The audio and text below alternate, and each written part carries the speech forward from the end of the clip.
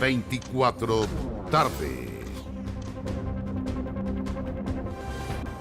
Bienvenidos a las noticias en 24 tarde, en esta jornada de martes 15 de agosto, feriado en celebración de la Asunción de la Virgen. Ya vemos a nuestros equipos desplegados en terreno y vamos a partir con información policial, porque un hombre murió luego de que delincuentes lo apuñalaran al interior de un bus del transporte público en Estación Central. Fabián Collado con todos los detalles. Fabián, buenas tardes. Muy buenas tardes, Pascal. Es una historia muy trágica, muy triste en vista y considerando de que fue por defender a otra víctima de un asalto y además en el día del cumpleaños de su hijo.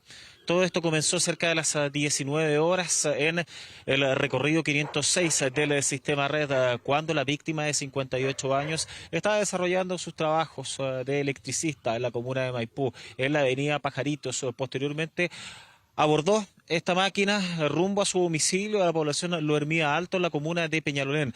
Pero en el 5 de abril, con las rejas, en la comuna de Estación Central, unos delincuentes simularon ser pasajeros, ingresaron hasta el interior de la máquina y comenzaron a asaltar a casi todos los pasajeros. De hecho, se fueron hasta la parte posterior, donde se encontraba un joven de 19 años, el cual estaba poniendo resistencia a este ataque, a este asalto por esta banda de delincuentes, todos encapuchados, todos con mascarillas y que al parecer tenían bien destinados sus labores para poder atacar a las personas. Es ahí cuando quien ustedes están viendo en pantalla, este hombre de 58 años, Juan Alberto Urrutia Zúñiga, trata de defender a este joven de 19 años, al cual le habían realizado cortes con un cuchillo, incluso los delincuentes, pero lamentablemente, ¿qué es lo que hace esta banda antisociales? Lo apuñala en sus piernas y posteriormente arrancan del bus en dirección desconocida. Es ahí cuando hubo una desesperación total al interior de esta máquina del recorrido 506. Llamaron a la ambulancia rápidamente, trasladaron a las víctimas a diversos centros asistenciales, quien originalmente estaba siendo asaltado hacia la ex posta central, donde se encuentra fuera de riesgo vital, pero quien no tuvo la misma suerte es este padre de familia de 58 años que fue derivado hasta la clínica Bicentenario, donde lamentablemente perdió la vida producto de la gravedad de sus lesiones. Ahí Carabineros comenzó a realizar los primeros peritajes y posteriormente todo estuvo a cargo de la Brigada de Homicidios de la PDI con el fin de poder individualizar a la banda, analizar cámaras de seguridad, entre otros antecedentes. ¿Por qué? Porque posiblemente podría tratarse de una banda organizada. Son detalles que está analizando este equipo investigativo de la PDI para poder asociar datos y poder individualizar a esta banda de delincuentes, donde los vecinos están obviamente derrumbados. Ellos nos comentan de quienes ustedes observan en pantalla. La víctima, Juan Alberto Urrutia Zúñiga, residía en la población Lo Hermida Alto de Peñalolén hace más de 30 años. Era colaborador, siempre estaba organizando situaciones para tener mayor seguridad, para el bienestar de los vecinos. De hecho, solamente se encontraba su hijo de 22 al interior de este inmueble y no quiso salir. ¿Y saben por qué? Porque obviamente estaba muy choqueado. Ayer él cumplía 22 años, estaba esperando a su papá, porque luego de su trabajo, en el recorrido 506, se bajaba, le compraba una torta e iban a celebrar. Y lamentablemente esto no ocurrió. Cerca de las 8 de la noche todos los vecinos se enteraron de esta noticia y estaban derrumbados, y por eso es que están esperando que durante esta tarde lleguen los restos sin vida de la víctima para poder despedirlo. Quiero que primero pasemos a revisar las declaraciones por parte de los más cercanos, de la gente que lo conoce hace más de 2 décadas a la víctima, quienes lloran su partida y que están organizando obviamente una linda y emotiva despedida. Vamos a revisar esas declaraciones. Un hombre de 57 años de edad que intenta auxiliar a este joven de 19 años por el robo de su celular, y en esa circunstancia es agredido con un arma cortante en una de sus extremidades que le causa una grave lesión. Mientras los sujetos se dan a la fuga del lugar, estas dos víctimas, el joven de 19 años de edad que presenta heridas cortantes en su brazo y este hombre adulto de 57 años de edad que presenta una herida profunda cortante en una de sus extremidades inferiores, son trasladados a la clínica Bicentenario acá de Santiago Centro, donde al ingreso de este hombre adulto se constata su fallecimiento.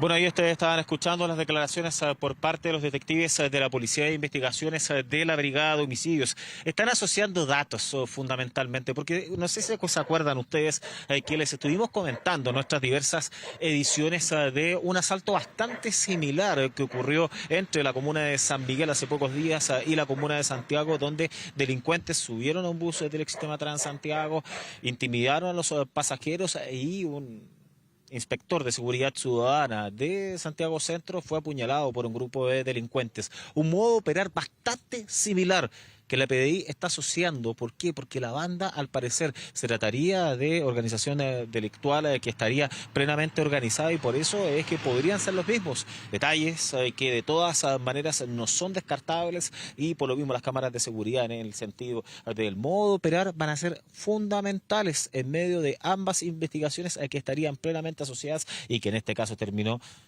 con una situación muy fatal. Juan Alberto Urrutia Zúñiga, quien deja entonces a un hijo de 22, quien ayer estaba de cumpleaños, además de dos hijas de 26 y 28 y hace más de 10 años, que él estaba a cargo de sus hijos.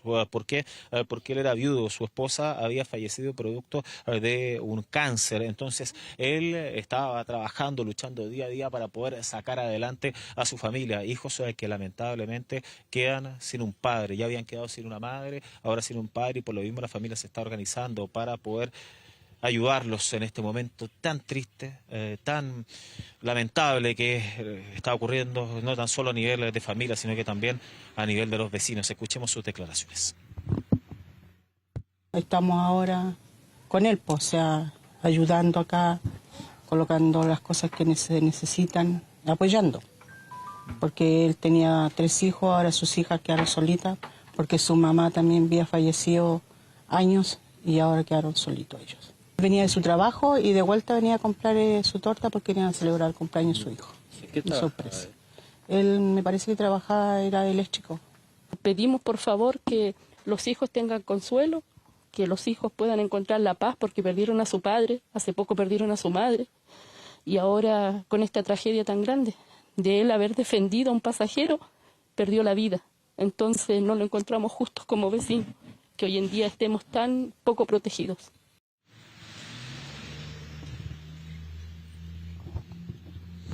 Hecho terrible, hecho muy complejo, se están preparando ahí en la población Lo Hermida para poder despedir a este padre de familia durante los próximos días. Debería llegar sus restos, el féretro, a su domicilio cerca de las 3 de la tarde aproximadamente, porque ya sus seres queridos están realizando todos los trámites respectivos en el servicio médico legal para poder retirar los restos, mientras que estamos muy alerta respecto a esta investigación que está desarrollando la Policía de Investigaciones. ¿Qué es lo que es fundamental en medio de este trágico caso? Las cámaras de seguridad, claro, evidentemente. Ahí en el sector de Las Rejas con 5 de abril hay locales comerciales, también existen las cámaras municipales que están muy cerca y van a ser de una ayuda fundamental. De todas maneras, los seres queridos, lo que también piden ayuda a la ciudadanía, que si tienen algún dato que inmediatamente se contacten con la Policía de Investigaciones, con Carabineros para aportar aquellos antecedentes y así se pueda hacer justicia por este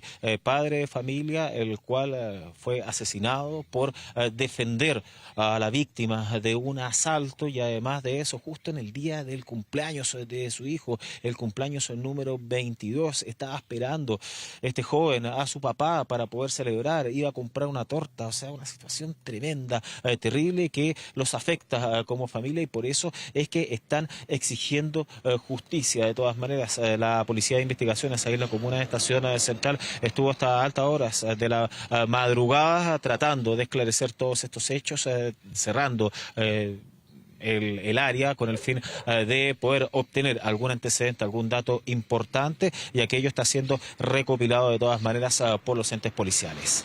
Vamos a revisar otras informaciones. Nos trasladamos a la comuna de Lo Barnechea, calle Río Pueblo, a la altura de Camino Las Gualtatas. Ayer cerca de las 10 de la noche, una situación macabra donde un trabajador terminó aplastado por un árbol y luego de toda una jornada de trabajo, cerca de las 9 de la noche, este grupo de personas estaba desarrollando labores de talar eucaliptus. ¿Con qué fin, con qué objetivo?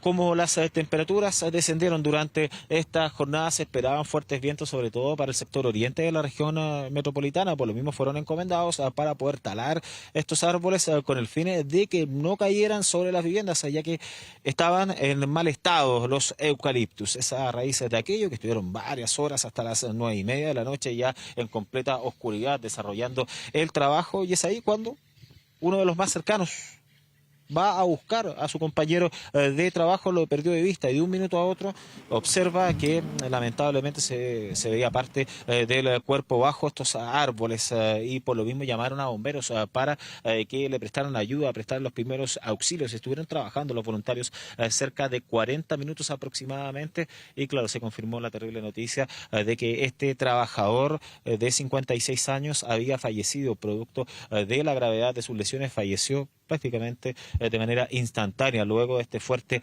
impacto. Carabineros estuvo desarrollando los primeros peritajes, posteriormente el Ministerio Público determinó que fuera la Brigada de Homicidios de la Policía de Investigaciones a quien continuara con esta labor que está tipificada como un accidente laboral hasta este minuto de la investigación. Vamos a escuchar declaraciones por parte de Carabineros a continuación. Al interior de este fondo se encontraban talando estos árboles ya en horas de la noche, cae el árbol, se termina la faena y posteriormente al buscar a esta persona que no se encontraba en inmediaciones del lugar, se percata que estaba a un costado de un árbol y estaba parte de su cuerpo aplastado.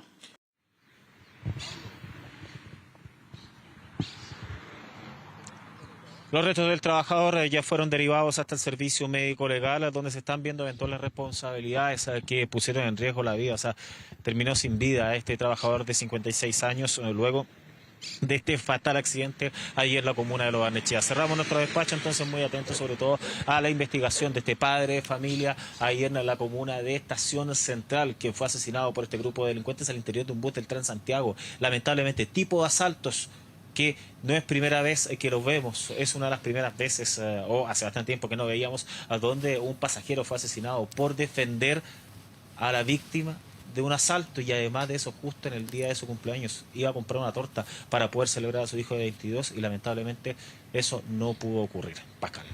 Así es, informaciones tremendamente lamentables que por supuesto no nos gustaría entregar, pero que al menos la búsqueda de justicia en el caso de este pasajero que por ayudar a otra víctima terminó con su vida. Fabián, muchísimas gracias. Seguimos con más informaciones.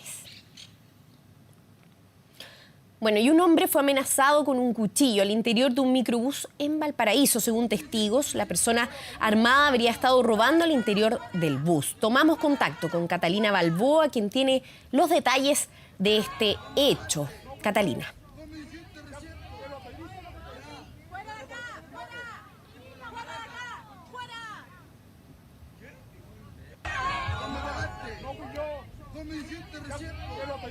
Estamos escuchando ambiente del momento, justamente en donde habrían sido testigos grabando a esta persona que habría sido sorprendida robando al interior de un bus. No sé si Catalina ya nos escucha y nos puede entregar más detalles del hecho, Catalina.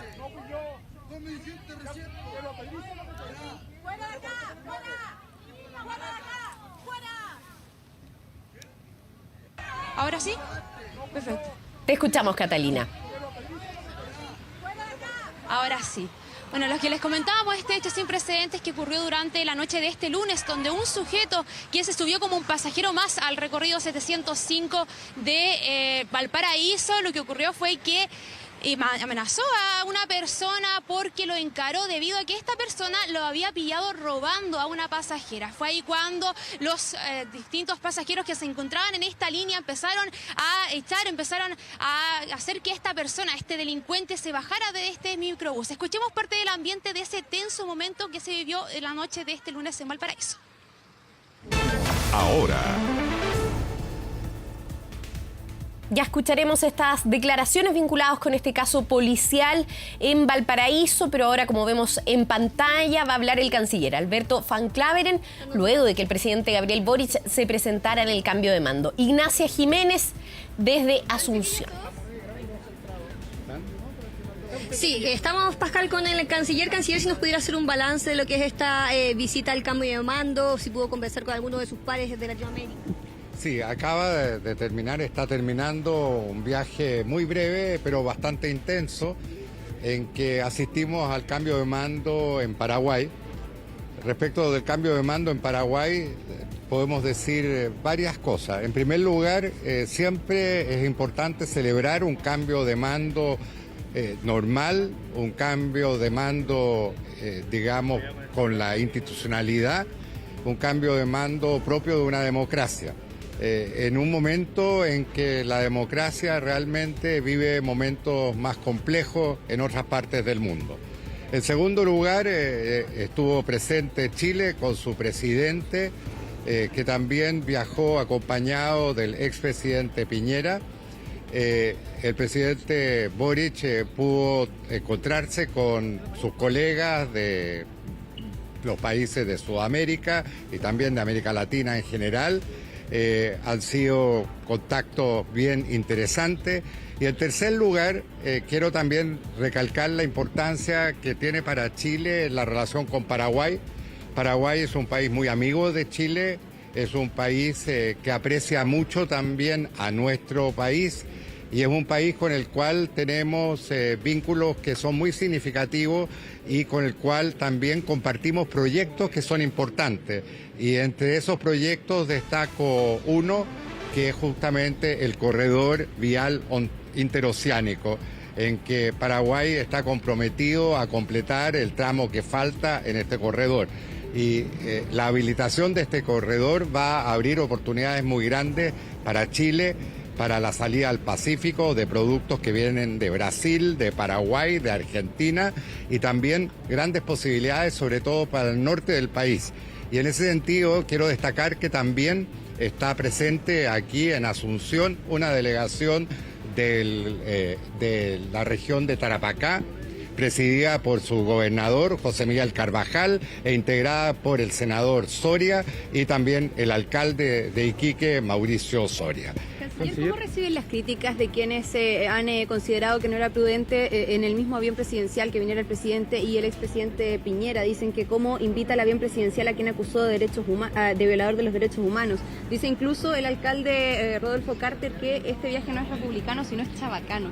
¿Qué le parece? Bueno, la verdad es que no hay una expresión más republicana que dos presidentes, un expresidente y un presidente en ejercicio se reúnan, que conversen, que dialoguen.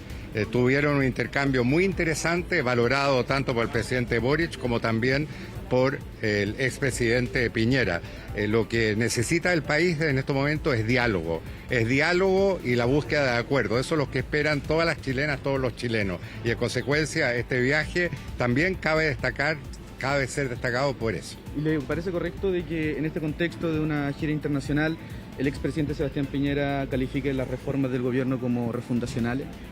Bueno, la verdad es que eso fue parte de un diálogo, pero lo que hay que destacar es justamente la voluntad de diálogo y la voluntad de buscar acuerdos que son muy relevantes para Chile en estos momentos.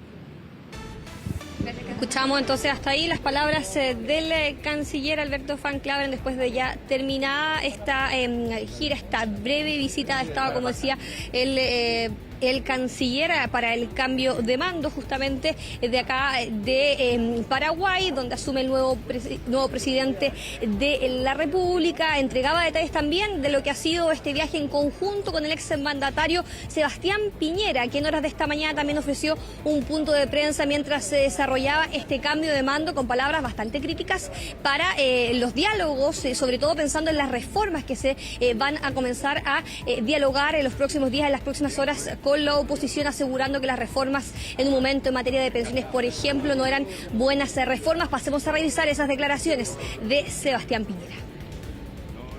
Conversamos con mucha franqueza con el presidente Boric. Conversamos de los problemas y también de las oportunidades de Chile. Y por supuesto, yo creo que la situación de Chile es muy grave. Estamos en una situación de inseguridad que está angustiando a los chilenos. Estamos en una situación de estancamiento económico que compromete el futuro. Tenemos un problema de corrupción, tenemos problemas sociales en materia de pensiones, salud, educación. Y para enfrentar estos problemas se requiere diálogo y acuerdos. Por eso yo como expresidente siempre voy a colaborar y contribuir a que haya un buen diálogo y que hayan buenos acuerdos. Hay entonces las palabras de Sebastián Piñera pensando en los diálogos que se vienen en los próximos días. Este jueves, recordemos, una reunión en nuestro país entre Chile Vamos y el presidente de la República convocada al Palacio de la Moneda. Nosotros ahora estamos a la espera de que llegue hasta acá, hasta el aeropuerto en Asunción, Paraguay, el presidente de la República, que hace algunos instantes atrás estuvo dando vueltas por parte del casco histórico de la capital paraguaya, por la Plaza de la Democracia, recorriendo una feria artesanal que había ahí, visitando también distintos lugares de atracción turística de la capital paraguaya, para ya finalizar lo que es este cambio de mando, la asistencia del presidente de la República, este cambio de mando acá en Paraguay. Una visita, como ustedes se lo veían, marcada por lo que fue la presencia de Sebastián Piñera en este viaje, que ayer llega al avión presidencial para embarcarse junto a Gabriel Boric a este cambio de mando acá en Paraguay, invitado por el propio Gabriel Boric, después de que se enterara que Sebastián Piñera también era parte de las delegaciones extranjeras invitadas. Culmina así este viaje del presidente de la República acá en Paraguay, y estuvo Felipe Gamboa enviándole las imágenes del presidente acá en Asunción. Muchísimas gracias, Ignacia. Ya esta tarde vuelve entonces el presidente Gabriel Boric, acompañado también del exmandatario. Bueno, y vamos a retomar el contacto con Valparaíso. Le contábamos que un hombre fue amenazado con un cuchillo al interior de un microbús. Según testigos, la persona armada habría estado robando al interior del bus. Retomamos contacto contigo, Catalina. Te interrumpimos por estas declaraciones del canciller en Asunción, pero cuéntanos más detalles de este hecho y lo que dijeron justamente testigos. Sí, justamente, Pascal, es un hecho que fue totalmente repudiado, sobre todo por parte de los choferes, porque ellos decían que el tema de la violencia en las micros se repite usualmente, sobre todo en calles tan icónicas como es Avenida Argentina. Para ubicarnos geográficamente, esto que ocurrió, el hecho de este hombre que amenazó con un cuchillo a un pasajero, fue a pasos del Congreso Nacional, por lo que los mismos pasajeros también dicen que se atemorizan con todo este tipo de casos. Escuchemos declaraciones del momento que primero el ambiente de lo que pasó, ese momento tenso de este hombre que estaba amenazando con un cuchillo a un pasajero y que lo encaró porque lo pilló robando a otra pasajera, y también declaraciones por parte de los testigos, un chofer que también no pudo hacer nada en el momento para actuar ante este tipo de casos. Escuchemos. No fui yo. ¿Cómo me dijiste recién? ¡Fuera de acá! ¡Fuera! ¡Fuera de acá! ¡Fuera! ¿Qué? No fui yo. ¿Cómo me dijiste recién? ¡Fuera de acá! ¡Fuera! ¡Fuera de acá! ¡Fuera!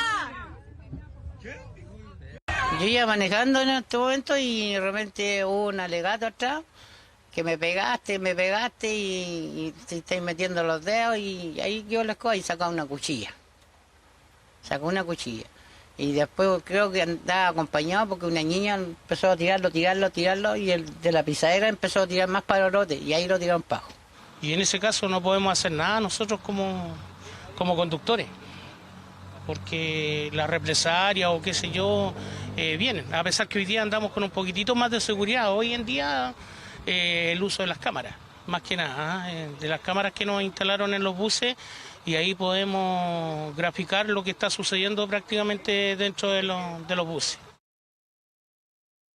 Una persona entró a la micro y el venezolano lo encaró. Y después nos dimos cuenta que estaba robando, lo que es según la versión del po. Y lo amenazó, sí. Empezamos a gritar porque, oye, que córtala, por favor, ya, bájate. Y se fue el tipo, se fueron.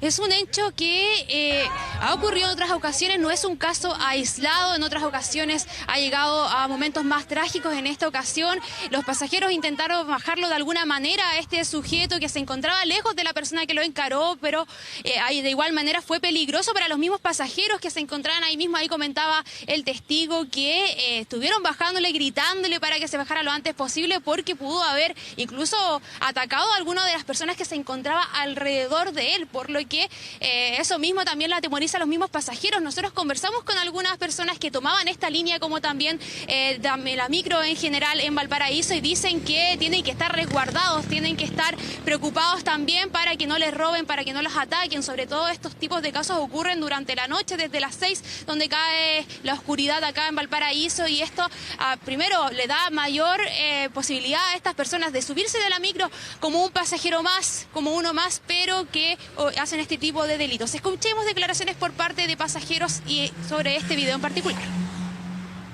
No hay seguridad, no hay nada de problema que el trabajo que tenemos nosotros esperamos de todo. No sé qué. Incluso la gente de adentro ha sido asaltada y nosotros no pudimos meternos en nada.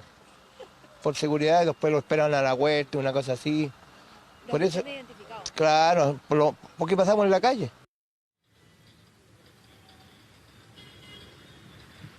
Bueno, ahí nos comentaba uno de los conductores que ellos también están preocupados. Ellos dicen que cerca de la garita donde se ubican, que es en Playa Ancha, muchos lo esperan, algunos delincuentes que intentan amenazarlos, porque ellos cuando intentan meterse lamentablemente también salen perjudicados. Pero ahora ellos han tomado el resguardo de no intervenir en este tipo de casos, pero no porque ellos no quieran, sino porque uno, los pueden atacar, y dos, están conduciendo, por lo que no pueden detener el recorrido en el tránsito.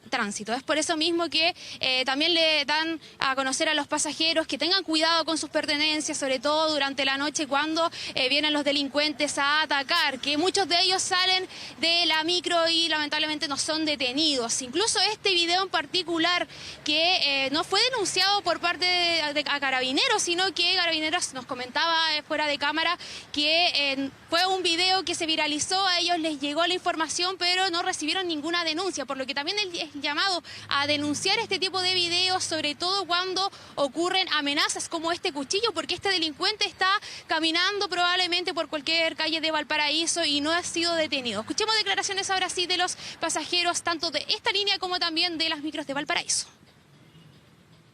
Es una locomoción que siempre anda con muchos pasajeros. Es muy peligroso, sí. Ahora hay que cuidarse hasta de la sombra de uno. Algo que no puede a esta altura, ya que pase eso ya es una cosa ya que no se puede controlar, sí, para hacer eso. Imagínense. Lamentablemente que los niños tengan que ver esto hoy en día, bueno, esto siempre ha existido, pero no tan descarado como ahora ya es demasiado ya.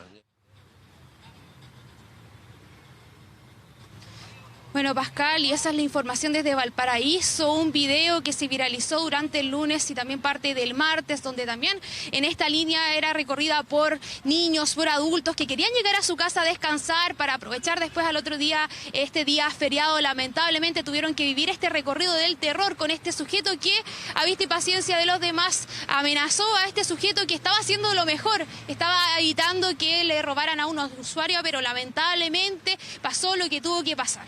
Agradecemos así que no pasó a mayores, pero aún así es un hecho que es condenable por los pasajeros y también por los mismos choferes de Valparaíso. Así es, Catalina, y que remarca también la necesidad de mayor seguridad en el transporte público, sobre todo ante la información comentada al principio de nuestro noticiero por Fabián Collado de este crimen ocurrido justamente en el transporte público de un pasajero que salió a defender a otro víctima de un robo. Ambos casos, por supuesto, lamentables, y esperamos que se encuentre, en este caso en particular en Valparaíso, a la persona con aquella arma blanca. Muchas gracias, Catalina.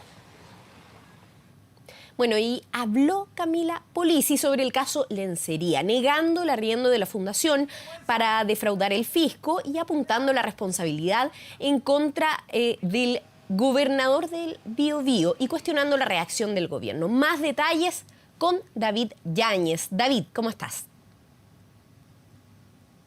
Hola, muy buenas tardes. Efectivamente, fueron palabras entregadas por Camila Polisi en una entrevista que realizó a un matinal del Canal Mega y que en términos prácticos apuntó al gobierno regional como de alguna forma el responsable de haberla guiado para poder realizar el proyecto que tuvo en el sector de Barrio Norte en Concepción en vía, disponiendo cuál había sido la forma en que tenía que operar. Según lo señalado por la misma Polisi, había sido en el mismo gobierno regional donde se le dijo cuáles eran los pasos a seguir, la forma que tenía que trabajar para poder conseguir los recursos y desplegar este proyecto en el sector de Barrio Norte, donde este proyecto, según ella, apuntaba a mejorar la seguridad y la sensación de seguridad ciudadana en el sector de Barrio Norte en Concepción, con la reposición de infraestructura y también con la realización de algunos tanto talleres como otro tipo de actividades deportivas y recreativas donde se reunían a las personas y se ocupaban los espacios públicos del sector de Barrio Norte. En ese sentido, desde el gobierno regional, por lo menos desde el Ejecutivo del gobierno regional, no ha habido una respuesta del gobernador Díaz en el día de hoy.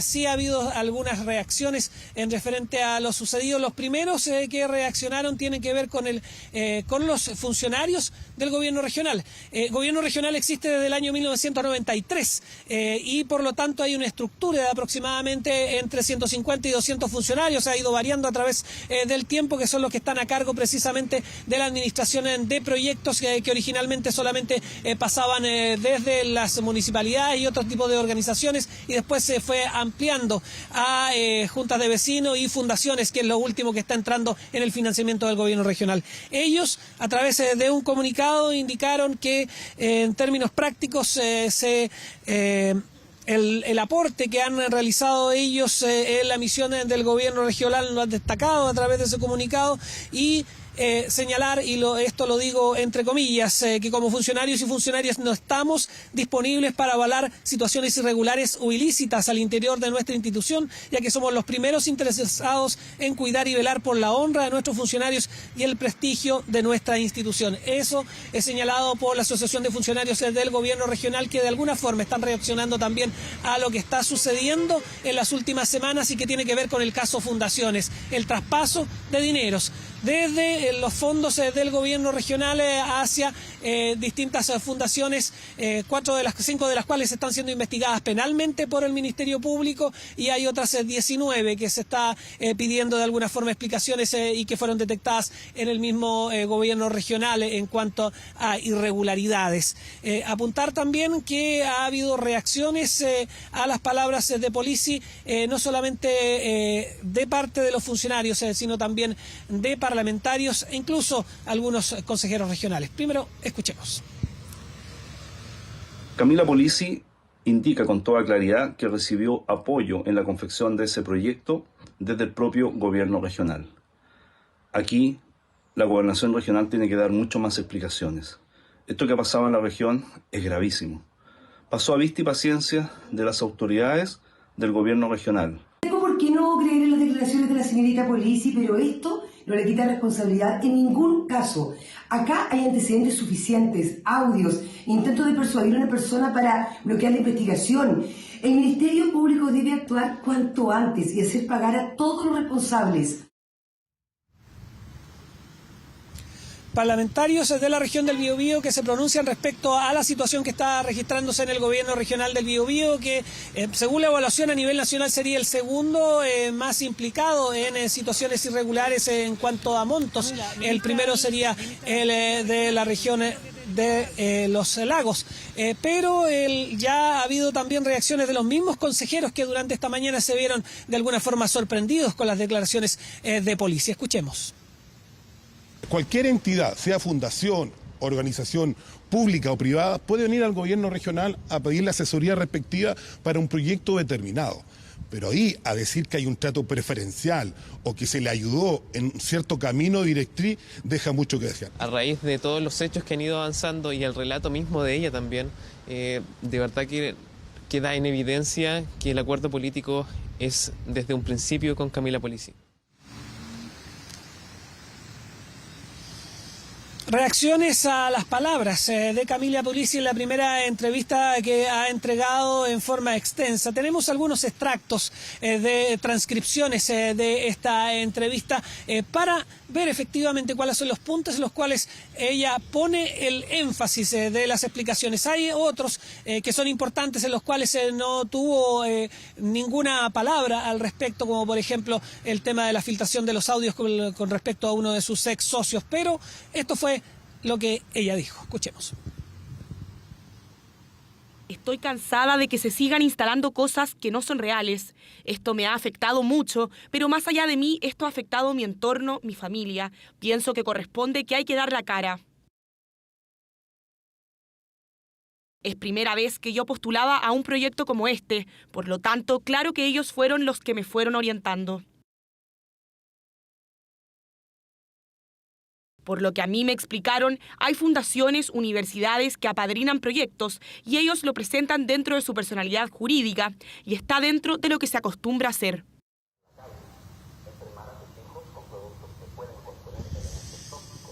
Es decir, en términos prácticos, lo que está explicando Camila Polisi es que desde el mismo gobierno regional la fueron guiando para poder postular a estos recursos, y además estaba el grave problema que la organización que ella encabezaba no cumplía los requisitos de antigüedad, y esa es la razón por la cual terminó yendo hacia la Fundación ENTI, que era una fundación que ya tenía muchos años de trabajo, que es una fundación bastante pequeña.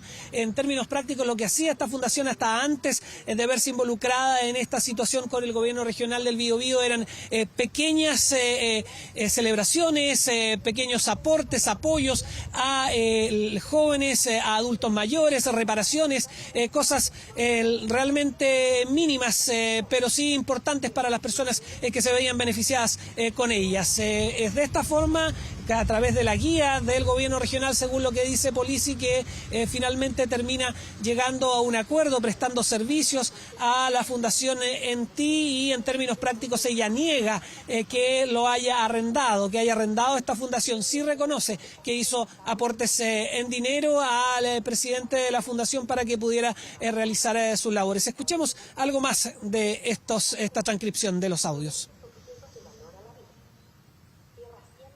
Tengo 8 días y vamos a tener que conversar y llegar a un acuerdo, pero no se puede con este energúmeno, porque no se puede hablar, pues weón, no se puede así. Está con problemas tu amigo. Va a mandar correos, según él, a la Araucanía. ¿Sabéis lo que van a hacer con tus correos en la Araucanía? Se van a cagar con tu correo en la Araucanía, y yo hago la weá con quien yo quiera. Oye, cabros, ya, po. Yo puedo hacer la weá con quien yo quiera, con la fundación que yo quiera, con la UTEC que quiera. A ti no te van a dar ni un proyecto, weón, de nada. Y tienen que llegar a un acuerdo, po, weón. Pero, ¿un acuerdo de qué? ¿De plata? No, el acuerdo de terminar la weá, porque si no a mí también me da miedo meterme en un tete, po, weón. No se puede. No se puede. Ahora el weón, compramos la weá de la empresa, postulamos a una weá en la Araucanía, o sea, había todo un plan, ¿cachai? Hay una weá que se le puede sacar provecho a la weá, porque la OTEC postuló, pero hay un proyecto que puede comenzar ahora en septiembre en la Araucanía por 400 millones. Hay un proyecto que se puede ingresar en Lorenzo Arenas, pero el weón ahora está, no quiere nada.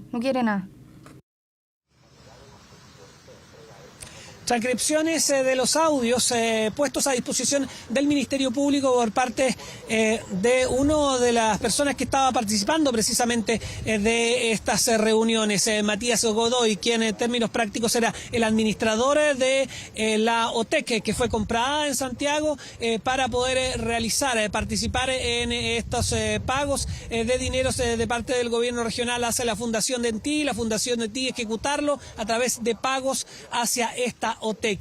Ahí, en esos precisos audios, se deja claro cuál es la situación del deterioro de la relación que tenía Camila Polisi en su momento con su entonces pareja, Sebastián Polanco, quien ya se negaba a facilitar la situación para poder seguir postulando hacia fondos en otras regiones. Y también se revela que había entre los planes la posibilidad de postular a fondos por aproximadamente 400 millones de pesos al gobierno Regional de la Araucanía. Un entramado que empieza a ser revelado respecto a la situación de la entrega de fondos a fundaciones y que en términos prácticos este es un nuevo antecedente que se agrega a esta gran maraña. Se espera para las próximas horas, para la mañana de este miércoles, la interposición de una querella por parte del gobierno regional ante el Ministerio Público. Ya sería la tercera querella relacionada a estas situaciones irregulares dentro del gobierno regional, donde ya se apunta a una situación de impuestos, razón por la cual estamos a la espera ya de los detalles de lo que va a ser esta querella para saber cuáles son las organizaciones involucradas y de cuántos montos estamos hablando. Muchísimas gracias, David, con toda esta información que, por supuesto, profundizaremos en la edición de 24 Horas Central. Bueno, y a ustedes invitarlos a seguir en sintonía nuestra porque ya volvemos con más informaciones aquí en 24 Tarde. Estamos viendo 24 Tarde. Y seguimos con más informaciones. Un conductor no respetó la luz roja, causando un accidente múltiple que involucró a 3 vehículos y que dejó a 2 personas lesionadas. El responsable fue captado por cámaras de seguridad huyendo del lugar y aún no se tiene información sobre su paradero. Más detalles con Sofía Carrizo desde el lugar. Sofía, ¿cómo estás? ¿Qué tal? ¿Cómo estás, Pascal? Muy buenas tardes. Claro, accidente múltiple, atropello y un conductor que no respetó la luz roja de la intersección donde me encuentro, generó toda esta situación e incluso se dio a la fuga y de momento todavía no se ha dado con el paradero de él. Pero déjame contarte cómo finalmente ocurren estos hechos. A eso de las 8 de la mañana, justo en la intersección de Avenida Neptuno con Salvador Gutiérrez, aquí en la comuna de Cerro Navia, junto casi en el límite con Quinta Normal, un día feriado donde sabemos que hay pocos vehículos transitando, al igual que las personas. De acuerdo con la información entregada por Carabineros, uno de los vehículos individualizado por Carabineros, el Hyundai de color plomo, habría venido por Avenida Neptuno hacia el sur. Justo al llegar a esta intersección no respeta la luz roja e impacta con otro vehículo que venía hacia el poniente en Salvador Gutiérrez. Y producto de esta misma colisión, impactan a un tercer vehículo, el cual pierde el control y atropella a las 2 personas que estaban esperando locomoción colectiva a esa hora de la mañana. Un hecho que obviamente a raíz del ruido que generó bastante preocupación por parte de los vecinos, ellos salieron a mirar y se percataron de esta situación. El conductor que no respetó la luz roja, de acuerdo a la información entregada por Carabineros, y al igual que de los mismos vecinos, habría venido bajo los efectos del alcohol. Incluso fue por minutos retenido por parte de los mismos vecinos. Sin embargo, él huyó y lo vemos a través de las imágenes arrancando por los pasajes de este mismo sector aquí en la comuna de Cerro Navia. Las personas que fueron atropelladas fueron derivadas a un recinto asistencial donde afortunadamente no tienen lesiones de mayor gravedad, y las otras personas que venían en los otros vehículos tampoco resultaron con mayores heridas. Incluso la camioneta que impactó también había una camioneta que impactó a producto de esta misma colisión contra una botillería donde afortunadamente esta tenía sus puertas cerradas, generando solamente un forado en una de sus paredes. Bueno, tenemos las declaraciones por parte de los mismos vecinos, donde ellos incluso señalaban que este conductor arrancó, y además Carabineros también dijo que al momento de ir verificando en qué situación estaba el vehículo, se encontraron al interior botellas, bebidas alcohólicas. Tenemos la declaración ahora sí por parte de vecinos y también de Carabineros, los invito a revisarlas de inmediato. No son 2 personas adultas de sexo masculino. ¿Ya? En este momento no son adultos mayores. ¿Ya? Se encuentran, como dije anteriormente, afortunadamente fuera de riesgo vital con respecto a un hecho que pudo haber sido más lamentable.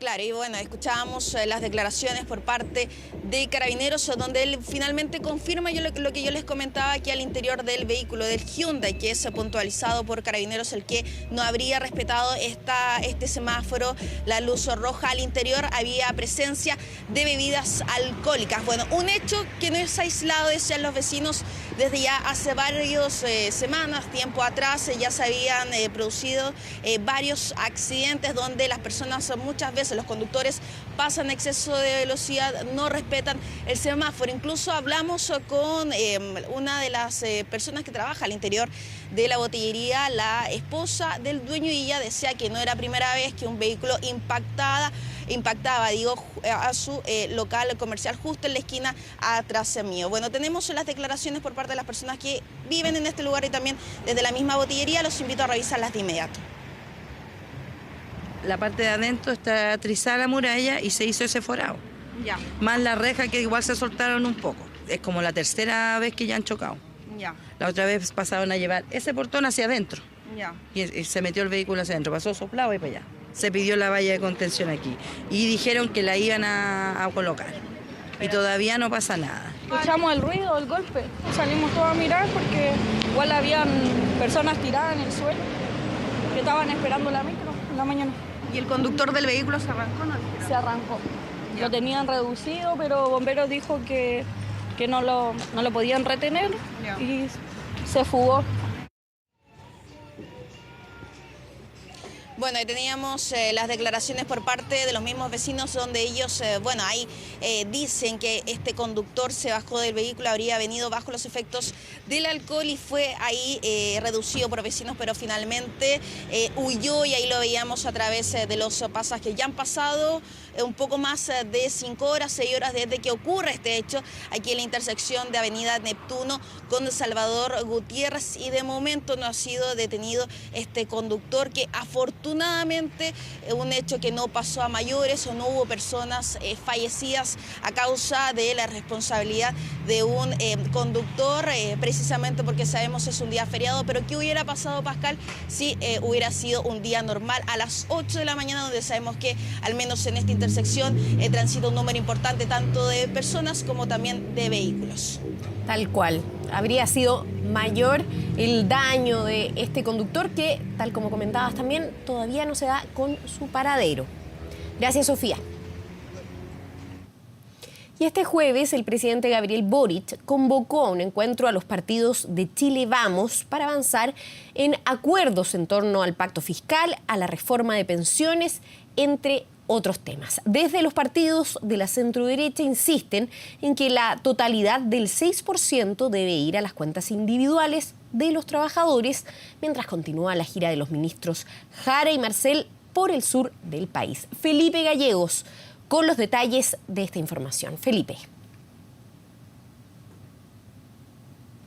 Dando vueltas, mucha información en desarrollo en torno a las principales reformas que está empujando por estos días el gobierno. Hablamos de la reforma al sistema de pensiones, también del pacto fiscal. Partamos con este llamado que se produce justamente durante la jornada de ayer, cerca de las 19 horas, cuando sale a hablar en el Palacio de la Moneda la ministra del Interior, hoy vicepresidenta de la República, Carolina Toá, haciendo básicamente, o mejor dicho, dando cuenta de esta invitación a los partidos de Chile Vamos, hablamos de la UDI, de Renovación Nacional y Evópoli, para conversar con el gobierno justamente el próximo jueves, donde van a estar sobre la mesa estos temas: la reforma a las pensiones, el pacto fiscal, también la agenda de seguridad y cómo avanzar en medidas para la probidad del aparato público. Reunión que se va a desarrollar durante este jueves. Pasemos a revisar justamente declaraciones que emitió ayer la ministra Carolina Toá, y escuchemos también al ministro de Hacienda, Mario Marcel, quien hace pocos minutos en la comuna de San Javier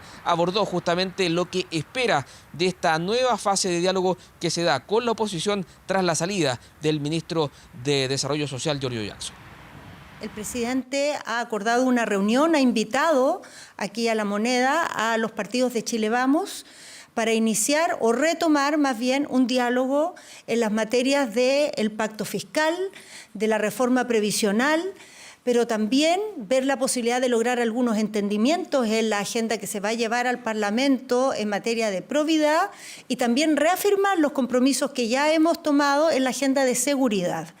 Y lo que tenemos que asegurarnos es que no nos quedemos solo en asistir, sino que se genere ahí un clima de colaboración, de diálogo, ¿cierto?, para que podamos sacar estos temas adelante. El gobierno tiene flexibilidad, tiene apertura para ir incorporando las propuestas, las ideas de los distintos sectores. Ya lo ha hecho con quienes han participado en estos diálogos en el caso del pacto fiscal y sin duda lo vamos a tener en lo que viene. Ahí estaban las palabras entonces del ministro de Hacienda, Mario Marcel, quien habló en la comuna de San Javier, porque claro, él junto a la ministra del Trabajo están encabezando una gira por diversas regiones del país, particularmente van a recorrer 7 regiones, 12 comunas, esta tarde van a estar en Chillán, mañana en Concepción, llevando a cabo diálogos en torno a las principales reformas de la moneda, conversando con vecinos, con dirigentes sociales, también con el mundo académico. ¿Y qué dice la oposición a propósito de esta invitación que les realizó el presidente Gabriel Boric? Ellos dicen estar abiertos a dialogar, pero ojo, mantienen que el 6% de la cotización del aporte que van a hacer los empleadores justamente en esta reforma al sistema de pensiones debe ir íntegro a las cuentas de los trabajadores. Escuchemos justamente las voces de la oposición.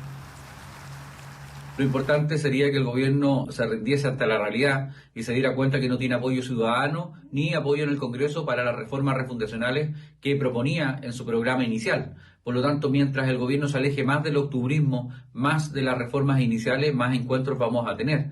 Nosotros creemos que la reforma previsional tiene que respetar la propiedad de los fondos, la posibilidad de que sean heredables y también la posibilidad de elegir entre un sistema privado y uno público. Y en la reforma tributaria tiene que haber necesariamente componentes que aumenten la inversión, el ahorro y la generación de empleo, que hoy día es el gran problema que enfrentan los chilenos.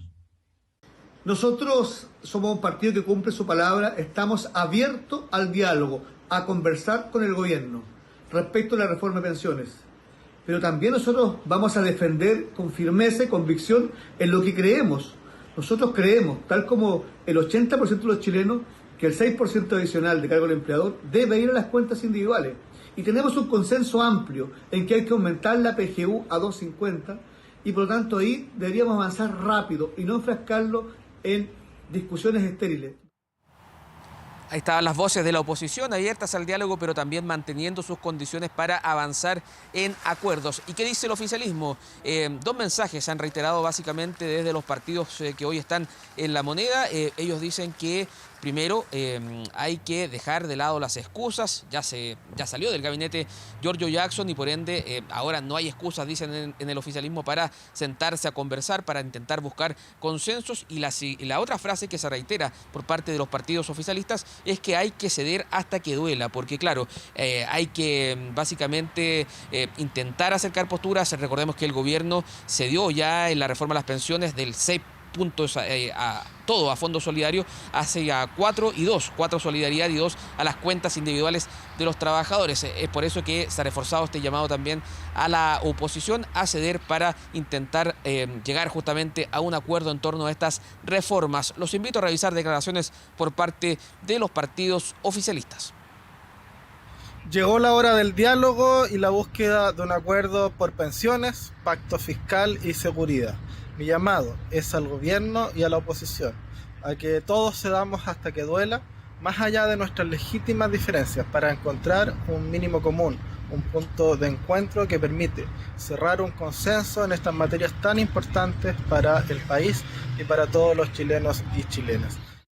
Esto es necesario entender que para dar respuesta en materia de pensiones, en materia de seguridad o en materia de salud a una serie de demandas que tiene la población, el Estado chileno necesariamente tiene que recaudar más recursos. Como también es necesario entender que en materia de pensiones no se puede seguir haciendo más de lo mismo. No se puede pretender que el 6% de cotización adicional vaya íntegramente a cuentas de capitalización individual, porque eso va a repercutir en que las pensiones de los actuales jubilados, quienes ya están fuera del sistema laboral, no van a aumentar de forma inmediata, como sí lo garantiza la creación del seguro social que propone la reforma del presidente Boric.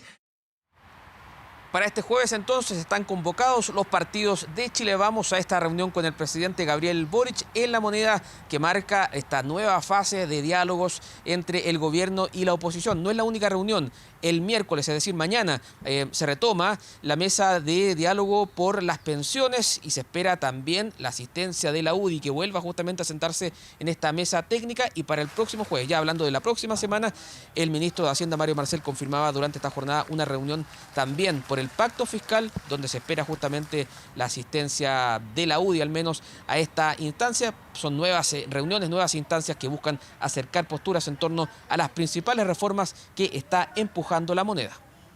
Muchísimas gracias, Felipe. Estaremos, por supuesto, atentos a esta vuelta al diálogo durante la semana, lo que queda de esta semana. Gracias.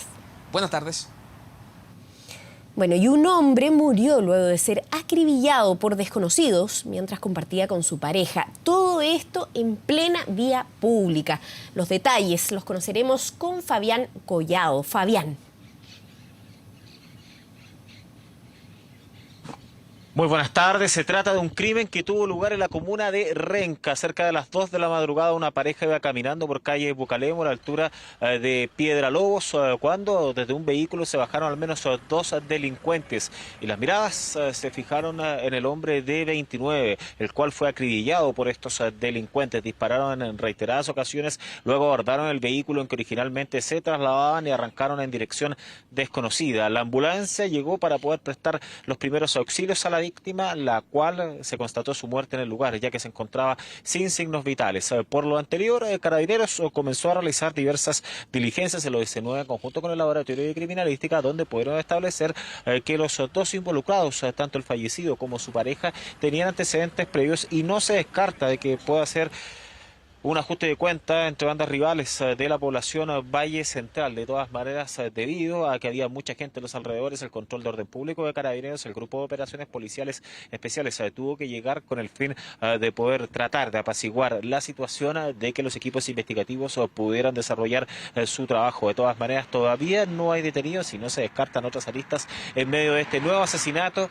esta vez en la comuna de Renca. Revisemos declaraciones. Un vehículo de color blanco, de este descienden 2 sujetos, los cuales premunidos con arma de fuego disparan contra un hombre adulto, el cual lamentablemente fallece en el lugar a raíz de la gravedad de las lesiones. Este se desplazaba con su pareja, la cual se mantiene en buen estado de salud, no siendo afectada obviamente por estas personas que descendieron de los vehículos. No hay personas detenidas, efectivamente sí se realizó el hallazgo y levantamiento de un armamento con munición, lo cual se podría vincular al hecho antes mencionado. Entonces todavía no hay detenidos respecto a esta investigación que está desarrollando Carabineros en ese sector de la región metropolitana, donde posiblemente se trate de un ajuste de cuentas. Nos trasladamos a ver otras informaciones a la comuna de Recoleta. Almirante Gómez Carreño con Juan Colipí. Cerca de la 1 de la madrugada, Carabineros se encontraba realizando patrullajes producto de velorios de alto riesgo que existen en el lugar, fundamentalmente asociados a asesinatos que se produjeron durante este fin de semana en Conchalí y también en la comuna de Recoleta. Es así como un sujeto había sido denunciado que estaba disparando en reiteradas ocasiones. Por lo mismo, Carabineros al llegar al lugar fue recibido también a balazos. Por lo anterior es que fue seguido este delincuente, el cual ingresó a Ceucite. El grupo de operaciones policiales especiales de Carabineros tuvo que intervenir, allanar el lugar. Se encontraron 2 escopetas, 3 armas blancas artesanales, drogas, dinero en efectivo, además de eso, también un dron, que fíjense que estaba sobrevolando el lugar, no se sabe a quién pertenecía, pero algo estaba custodiando vinculado al velorio de alto riesgo. El detenido, el sujeto, el cual fue capturado, nosotros estamos hablando de un adolescente de 17 años, el cual tiene antecedentes por receptación y de todas maneras podría estar vinculado a este velorio, a estos velorios de alto riesgo, investigación que está desarrollando Carabineros. Revisemos mayores antecedentes. 2 sujetos desconocidos efectúan disparos en contra del personal, impactando uno de ellos en una de las puertas del vehículo institucional. Personal de Carabineros se parapeta en el lugar y se activan los protocolos correspondientes, en donde personal de GOPE ingresa a un domicilio, logrando la detención del autor de los disparos, como de igual forma la incautación de 2 armamentos, los cuales en primera instancia serían de aire comprimido, una escopeta calibre 12 milímetros y de igual forma una escopeta a aire comprimido. Dentro de las especies que se incautaron de este domicilio y que estaban en poder del imputado, se encontraba un dron, el cual se encontraba sobrevolando el lugar al momento de la llegada de Carabineros. Aún la policía uniformada está trabajando para poder vincular a ambos casos en medio de esta investigación que preocupa. ¿Por qué? Porque fueron 4 homicidios que ocurrieron durante el último fin de semana en la región metropolitana y por lo mismo es que se están viendo las diversas aristas y también estos delitos que están vinculados a los veleros de alto riesgo que en este caso dejaron a un adolescente de 17 años detenido por estar disparando injustificadamente, donde afortunadamente no terminaron personas heridas. Muchísimas gracias, Fabián, por estas informaciones. Bueno, y ahora vamos a una breve pausa, pero ya continuamos con 24 horas tarde. Internacional. Vamos a noticias del mundo justamente con quien ustedes ven en pantalla. Sofía Cepeda, ¿cómo estás? ¿Cómo estás, Pascal? Muy buenas tardes. Claro, comenzamos la revisión de las noticias y vamos a hablar de Donald Trump, el expresidente de Estados Unidos y candidato también actual por el Partido Republicano, quien ahora fue formalmente acusado en el caso de interferencia electoral del año 2020 en el estado de Georgia. Un caso que ya venía investigándose hace 2 años, pero que ahora finalmente culmina con esta acusación formal contra el líder republicano. ¿De qué se trata todo esto? Para ir explicando un poco. Los fiscales dicen que tanto Trump como algunos de sus funcionarios se unieron en una conspiración para cambiar ilegalmente los resultados que en ese estado, bueno, en todas partes, pero en ese estado en particular, favorecieron al demócrata Joe Biden por una diferencia muy estrecha, cercana a los 12.000 votos en ese lugar. Por lo tanto, todo deriva de una llamada telefónica que fue publicada por el diario Washington Post en enero del año 2021, donde se escucha al republicano instar a quien era el principal funcionario electoral de Georgia a encontrarle, dice, suficientes votos, unos 11.000 y unos cuantos más, para revertir esta estrecha derrota, cosa que el funcionario se niega a hacer. De ahí entonces comienza esta investigación, donde ahora finalmente hay 19 nombres en esta acusación, que consiste en un total de 41 cargos. Entre los imputados, de hecho, no solo el expresidente Trump, se encuentran también su ex abogado personal y quien fue alcalde de Nueva York, Rudy Giuliani. También se encuentra en esta acusación, Pascal, su ex jefe de gabinete, Mark Meadows.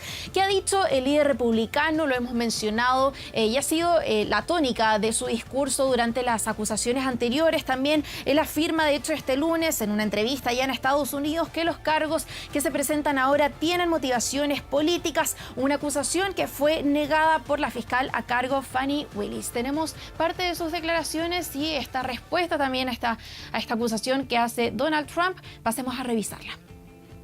En esta oficina tomamos decisiones en base a hechos y a la ley, que es completamente no partidista. Así se toman las decisiones en cada caso. Miramos los hechos, miramos las leyes y presentamos cargos. Sofía, y tú lo mencionabas, ¿no? No es el único cargo presentado contra Donald Trump por intervencionismo electoral. ¿Cuáles son los otros cargos que pesan contra él? Exactamente, ha sido un año tanto política como judicialmente ajetreado para Donald Trump. Lo hemos venido revisando también y de hecho estos no son los primeros cargos que enfrenta en materia de intervención electoral. Justamente a principios de mes veíamos también cuando enfrenta estos cargos donde se le acusa de haber intentado reiteradamente revertir los resultados generales de las elecciones del 2020 que le dan la victoria al demócrata Joe Biden y que culminan, dicen, esta serie de mentiras que él impulsa con el asalto al Capitolio allá en enero del 2021. Pero también hay otros casos en curso, también se le acusó en este año, son los cuartos cargos que se le presentan. Se le acusa también de supuestos pagos ilegales a la actriz porno Stormy Daniels en el marco de su campaña electoral del año 2016. Se le habría mantenido relaciones extramatrimoniales con esta persona y por lo tanto le habría pagado de manera ilegal para comprar sus silencio. Y también el otro cargo, el cuarto caso, es el que tiene que ver además con estos famosos documentos clasificados que él se habría llevado de manera ilegal a su mansión en Mar-a-Lago, allá en Florida, después de salir de la Casa Blanca en el año 2020. Lo decíamos, un año políticamente y judicialmente ajetreado para el exmandatario, pero Pascal, también hay que aclarar eso. Todo esto es una situación inédita, primera vez que un expresidente de Estados Unidos y que un candidato presidencial se ve enfrentado a estos cargos penales y por lo tanto no hay realmente precedentes que dicten un camino a seguir y por lo tanto, pese a todos estos casos, estos juicios en su contra, él sigue estando habilitado para ser precandidato. Él continúa de manera paralela a todo esto su campaña presidencial, lo hemos visto, y además no hay nada que le impida llegar eventualmente a la Casa Blanca en caso de que gane también las elecciones el próximo año. Claro, pero él, estando imputado, no está inhabilitado entonces para ser candidato, pero no. Si estas imputaciones finalmente se declara culpable de alguna de ellas, ¿ahí queda inhabilitado o de todas maneras podría no solo ser candidato, sino que eventualmente de ganar las elecciones ser presidente nuevamente de Estados Unidos? Él podría ser el presidente. Por un lado hay un tema de los tiempos, ¿no? Por supuesto que todo su equipo legal busca aplazar lo máximo posible todos estos juicios, todas las instancias que sabemos son bien largas, pero también podría darse el caso de que si él ganara las elecciones de noviembre del próximo año se convirtiera en el presidente de Estados Unidos, y en ese sentido no hay realmente un acuerdo entre los equipos legales en Estados Unidos, porque lo decíamos, es una situación sin precedentes. Se podría eventualmente incluso dar el caso de una autoamnistía, en que él mismo se perdonara de estos cargos por los que podría ser declarado culpable. Por lo tanto, es una situación que está recién comenzando. Estas son las acusaciones, las primeras formalizaciones también que hemos revisado, pero cómo se vaya a desarrollar esto, la verdad es que todavía ni siquiera ya la justicia estadounidense lo tiene claro. ¿Y hay algún análisis asociado a cómo este tipo de imputaciones le pueden jugar en contra en la campaña?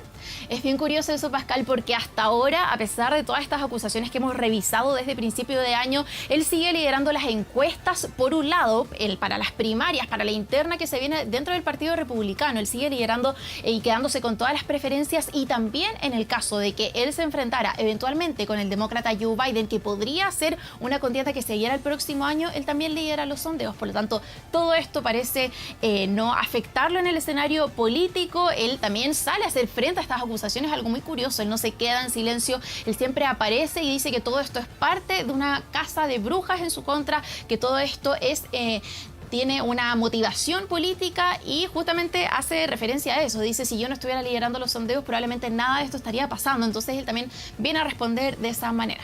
O sea, finalmente esto no le hace ni un rasguño, como se diría, a su campaña electoral, y además lo usa a su favor, ¿no? Como para poder levantar estas teorías conspiracionales en torno a estas acusaciones que tienen bastante fundamento y que tienen que ver también con un intervencionismo electoral que se vivió y que se vivió de parte de otras instituciones. Ya vimos el caso de Fox News, que fue acusado también, que incluso hubo despidos de por medio a causa de estar informando de manera bastante fraudulenta los resultados de las elecciones. Y como esto pareciera no importar al elector norteamericano que está tras Trump, digamos, ni estas imputaciones ni tampoco las noticias falsas, que se sabe, ya es conocido, se ha analizado arduamente que por parte del candidato republicano fueron muchas las noticias falsas que se utilizó, y que además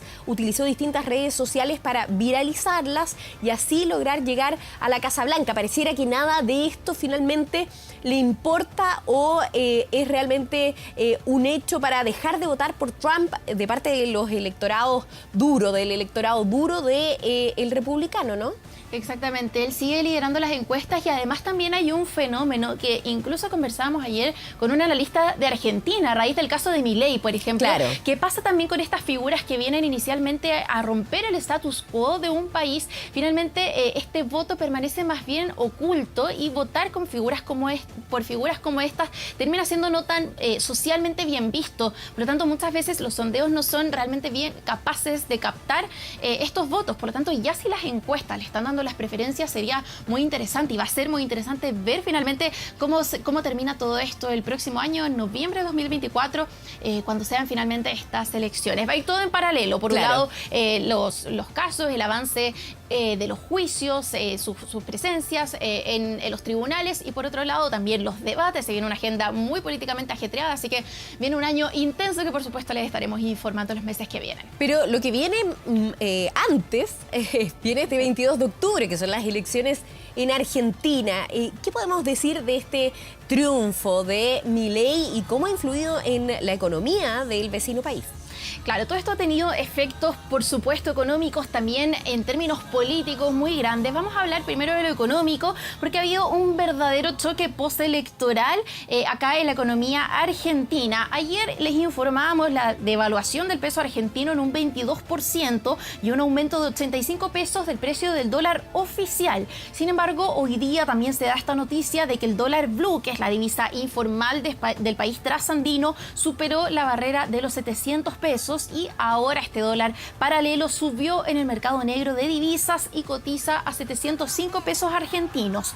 Bueno, para hablar también de todo este contexto político que también toma fuerza allá en Argentina, recordemos que Javier Milei, líder de la formación La Libertad Avanza, este economista libertario que se cataloga como antisistema y que viene a representar la ultraderecha argentina, se quedó con un poco más del 30% de los votos gracias a un discurso enfocado contra la casta política, como él lo dice, pero además con una serie de medidas de materia económica.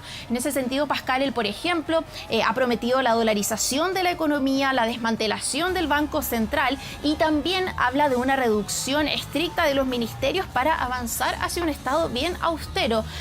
Una serie de medidas con las que ha logrado conquistar a los argentinos frustrados también con una inflación interanual, lo hemos dicho, de cerca de un 116% actualmente, y sobre todo también en los más jóvenes, cansados de las coaliciones que han gobernado en las últimas décadas allá en Argentina. En ese sentido, la coalición gobernante, para recordar, la coalición peronista vivió la peor elección, de hecho, de toda su historia. Se quedaron con cerca del 27% de los votos y fueron superados no solo por Javier Milei, sino también por la principal coalición opositora de centro-derecha, por la coalición Juntos por el Cambio, que viene siendo el partido de Mauricio Macri, que se queda con un 28% de los sufragios, y donde también Patricia Bullrich se impone sobre Horacio Rodríguez Larreta, que era también una interna que estaba bien reñida en ese sentido. Claro. Y además lo que llama la atención es que el partido oficialista, en este caso el kirchnerismo, queda con muy pocas posibilidades de alcanzar a Milei, porque si bien Milei fue una sorpresa en esta elección de las PASO y que finalmente era un resultado que a él lo planteaban en las encuestas segundo, no primero, fue sorpresivo, pero ya en las elecciones del 22 de octubre se ve muy difícil, por lo menos para el oficialismo, capitalizar algunos votos, reunir más votos, convencer al electorado y poder alcanzarlo. En ese sentido se ve más cercana la opción del partido de Macri para poder hacerle la pelea, se podría decir, a Javier Milei, ¿no? Es interesante también porque es el debate que comienza ahora, porque, claro, en la interna de Juntos por el Cambio, que es la principal coalición opositora, la macrista, digamos, claro, había dos candidatos, Patricia Bullrich y Horacio Rodríguez Larreta, y por lo tanto, en el fondo, todo indicaría, ¿no? De hecho, ellos están más juntos que nunca, van a hacer una campaña de cara al 22 de octubre en conjunto, van a unir fuerzas en ese sentido, pero claro, también, justamente, Javier Milei, y tenemos esas declaraciones, pasemos a revisarlas, donde él dice que podría ser también que los votantes de Larreta no sean más parecidos, podrían irse a Sergio Massa, al candidato oficialista, al actual ministro de Economía. Por lo tanto, es una situación que vamos a tener que ver cómo se va desarrollando. Pasemos a revisar las declaraciones de Javier Milei. Lo que yo veo es que el votante de Larreta ideológicamente es más afín a Massa. Digo, conmigo no tienen nada que ver, o sea, esa pecera mía no es. Sí. Claro. Pero ese votante es más afín a Massa que a la otra parte de Juntos por el Cambio. Es decir, por lo tanto, yo creo que, digamos, cuando empecemos a mirar cómo viene esta carrera, tendríamos que estar mirando lo que sacamos individualmente. hay una necesidad. Claro, teníamos entonces las palabras, cuáles son las fechas clave. Lo primero que se viene es el próximo 22 de octubre, donde se van a enfrentar el ultraderechista Javier Milei, en el oficialismo, el actual ministro de Economía, Sergio Massa, y en la principal coalición opositora, la exministra de Seguridad de Mauricio Macri, Patricia Bullrich. Luego de eso vendría una eventual segunda vuelta el 19 de noviembre y un cambio de mando el 10 de diciembre. Una agenda también muy ajetreada también allá al otro lado de la cordillera, que estaremos siguiendo de cerca con todo lo que venga ahora después de este sorpresivo triunfo y contundente también de Javier Milei. Vamos a cambiar ahora totalmente de tema. Vamos a ir con estas imágenes que muestran a los gobernantes talibanes de Afganistán que declararon este martes feriado por el segundo aniversario de su regreso al poder. En medio de estas celebraciones también ellos emiten una declaración donde afirman que la conquista de Kabul, como ellos llaman todo esto, demostró una vez más que nadie puede controlar la orgullosa nación de Afganistán, y agregan que no van a permitir que ningún invasor amenace la independencia y la libertad del país. Recordemos, Pascal, que los talibanes tomaron el control el 15 de agosto de 2021, cuando el gobierno respaldado por Estados Unidos colapsó y sus líderes huyeron al exilio después de 2 décadas de guerra. Unas imágenes que quedaron marcadas para la historia y que dieron inicio también a estos 2 años, este nuevo periodo donde las autoridades talibanas han impuesto una serie de medidas restrictivas, sobre todo a las mujeres, en lo que de hecho las Naciones Unidas han catalogado como un apartheid de género. Y hasta el momento, además, ningún país ha reconocido a este gobierno talibán. Imágenes también donde, un día donde también hemos visto estas imágenes que vamos a revisar, donde en el segundo aniversario de esta toma del poder hay un grupo de afganas que se reúnen allá en Londres, en Inglaterra, y se reúnen frente al Parlamento con pancartas que justamente piden la liberación de su país. Mujeres que, lo hemos dicho, poco a poco han ido viviendo estas restricciones en materia de salud, en materia de educación y también en otra serie de derechos para todas las mujeres allá en Afganistán, que ya llevan 2 años bajo el poder de los talibanes. Tal cual, un retroceso para las mujeres de ese país. Totalmente. Y cambiamos ahora de tema y cerramos la revisión de las noticias con este caso que ha estremecido a México y a toda la región, y que es el hallazgo de nada menos que 13 cuerpos que estaban desmembrados y congelados al interior de unos refrigeradores allá en Veracruz, en México. Bueno, la Fiscalía General de este estado confirma, porque en un momento se había hablado que eran más cuerpos, pero hoy día llegan a aclarar que eran al menos 13, los cuales se encontraban desmembrados, embalados y congelados en estos aparatos, específicamente en 2 casas de bandas criminales ubicadas allá en el municipio de Poza Rica. Lo decíamos, en un principio se hablaba de 34 cuerpos, pero finalmente esto fue descartado por las autoridades. Tenemos parte de las declaraciones de la fiscal allá de Veracruz, pasemos a revisarlas. En los que se encontraron elementos anatómicos humanos al interior de congeladores. De igual manera, se informa que se encuentran detenidas 6 personas probablemente relacionadas con estos hechos. Fiscales, peritos y policías ministeriales realizan las investigaciones correspondientes. Claro, parte entonces de lo que va a venir desde ahora, trabajos para determinar el número real de víctimas y sus identidades también. Un caso bien macabro que se da en México y que aumenta, por supuesto, toda la preocupación allá en la zona, porque de hecho, según datos de gobierno, para poder dimensionar también lo que se vive, solo el primer semestre de este año fueron asesinadas más de 400 personas allá en Veracruz, aumentando, por supuesto, el peligro también, la sensación de inseguridad allá en México. Un país donde sabemos también el avance de las bandas criminales y el narcotráfico también toma fuerza, Pascal. Sí, una noticia realmente espeluznante que uno lo ve solamente en las series de ficción y aquí se vuelve realidad con esta ola de violencia que se vive todavía en México. Muchísimas gracias, Sofía Cepeda, por esta revisión de las noticias de las principales informaciones del mundo. Un abrazo, que estén bien. Chao. Bueno, y nosotros continuamos, pero luego de esta pausa volvemos en 24 tarde.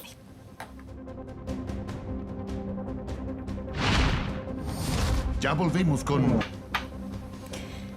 Bueno, y nos despedimos ya de 24 tarde, 13,9 grados en Santiago, en la capital, en este día feriado por la celebración de la Asunción de la Virgen. Siga informándose, por supuesto, por 24 horas por 24horas.cl también y siga en compañía de TVN. Chao.